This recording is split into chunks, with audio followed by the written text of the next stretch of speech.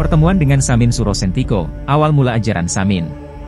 Pada awal abad ke-20, di desa kecil pelosok Kediren, Randu Belatung, lahir seorang anak yang kelak akan mengubah perjalanan sejarah dan memberikan pelajaran berharga tentang perlawanan tanpa kekerasan. Samin Surosentiko, nama yang mungkin tidak dikenal oleh banyak orang, lahir di tengah masa kekuasaan kolonial Belanda yang sangat menindas. Kondisi sosial dan politik di Pulau Jawa sangat sulit bagi rakyat biasa seperti Samin dan keluarganya. Samin Surosentiko tumbuh dalam lingkungan yang penuh dengan ketidakadilan. Orang tuanya, seperti banyak orang Jawa, adalah petani yang hidup dalam kemiskinan dan harus membayar pajak yang sangat berat kepada pemerintahan kolonial Belanda. Pajak ini membebani rakyat jelata, dan banyak yang terpaksa hidup dalam kemiskinan karena beban pajak yang tidak terbayar. Samin Surosentiko muda tumbuh dalam lingkungan yang penuh dengan penindasan dan ketidakadilan. Kehidupan keluarganya yang sederhana, seperti kebanyakan keluarga petani pada masanya, memberinya perspektif yang tajam tentang ketidaksetaraan sosial yang ada. Dia memutuskan untuk mencari cara untuk melawan penindasan ini, tetapi dengan cara yang berbeda. Perkembangan ajaran Samin. Samin Surosentiko dan para pengikutnya tidak memilih jalur kekerasan dalam perlawanan mereka terhadap Belanda. Mereka memilih jalan yang unik dan damai, yaitu menolak membayar pajak dan menolak mentaati peraturan-peraturan kolonial. Mereka juga mengamalkan prinsip-prinsip kehidupan yang sederhana dan mengutamakan keadilan sosial. Gerakan Samin pun berkembang di daerah Klopoduor, Blora, pada tahun 1890.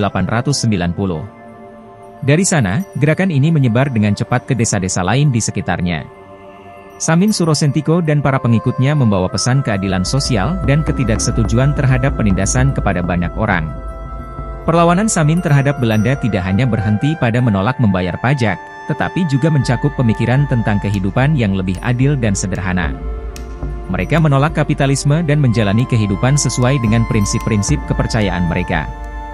Dengan perlawanan yang cenderung damai ini, Samin Surosentiko dan pengikutnya menciptakan sebuah gerakan yang unik dan memotivasi banyak orang untuk mengambil tindakan terhadap ketidakadilan.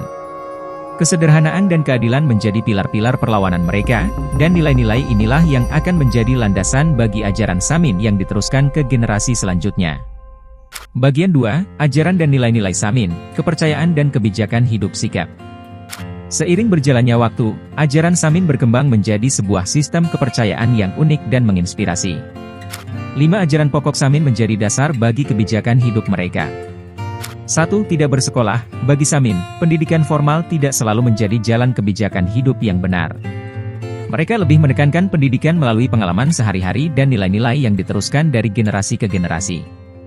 2. Penggunaan ikat. Samin memilih memakai ikat, sejenis kain yang diikat di kepala, sebagai pengganti peci. Ini adalah simbol kesederhanaan dan penolakan terhadap pakaian formal yang diadopsi oleh pemerintah kolonial. 3. Tidak berpoligami. Samin menolak poligami dan mengutamakan kesetiaan dalam perkawinan. Prinsip ini mencerminkan kebijakan hidup yang berlandaskan pada keadilan dan kesetiaan dalam hubungan. 4. Penggunaan celana selutut. Samin hanya mengenakan celana selutut sebagai bentuk penolakan terhadap pakaian panjang yang dianggap sebagai simbol kapitalisme. 5. Penolakan terhadap kapitalisme. Masyarakat Samin menolak kapitalisme sebagai prinsip ekonomi dan lebih memilih gaya hidup yang sederhana. Mereka menekankan pentingnya keadilan sosial dan kehidupan yang adil. Tradisi dan kebudayaan Samin. Pakaian tradisional Samin mencerminkan kesederhanaan dan kesetiaan terhadap nilai-nilai mereka. Laki-laki mengenakan baju lengan panjang berwarna hitam dan memakai ikat kepala. Wanita mengenakan kebaya lengan panjang dengan kain yang mencapai di bawah tempurung lutut atau di atas mata kaki. Dalam hal kekerabatan, masyarakat Samin memiliki persamaan dengan masyarakat Jawa pada umumnya. Mereka menggunakan sebutan-sebutan yang sama, tetapi tidak terlalu memperhatikan generasi di atas kakek atau nenek. Meskipun begitu, hubungan ketetanggaan mereka sangat baik, dengan tradisi saling berkunjung saat ada acara keluarga. Pernikahan di dalam masyarakat Samin dianggap sebagai alat untuk meraih keluhuran budi. Di dalam pernikahan, laki-laki diharuskan mengucapkan syahadat sebagai tanda kesetiaan pada pasangannya. Uniknya, perkawinan dianggap sah walaupun hanya dilakukan oleh orang tua pengantin. Sikap terhadap lingkungan. Pandangan masyarakat Samin terhadap lingkungan sangat positif. Mereka memanfaatkan alam secukupnya dan tidak pernah mengeksploitasi sumber daya alam. Tanah dianggap sebagai ibu mereka yang memberi penghidupan, sehingga mereka merawatnya dengan baik. Dalam pengolahan lahan, mereka hanya berdasarkan musim, yaitu penghujan dan kemarau. Mereka sadar bahwa keberlanjutan alam tergantung pada bagaimana alam tersebut dikelola. Sistem pemukiman Samin mencerminkan kehidupan sederhana mereka. Rumah-rumah mereka terbuat dari kayu, terutama kayu jati dan bambu. Kandang ternak berada di luar rumah. Penataan ruang dalam rumah sangat sederhana, dengan ruang tamu, kamar tidur, dan dapur. Upacara dan tradisi dalam masyarakat Samin juga mencerminkan kehidupan yang sederhana. Mereka menjalani tradisi seperti nyadran, bersih desa, dan selamatan dalam daur hidup seperti kelahiran, khitanan, perkawinan, dan kematian, dengan cara yang sangat sederhana. Saminisme dalam era modern, tantangan dan transformasi.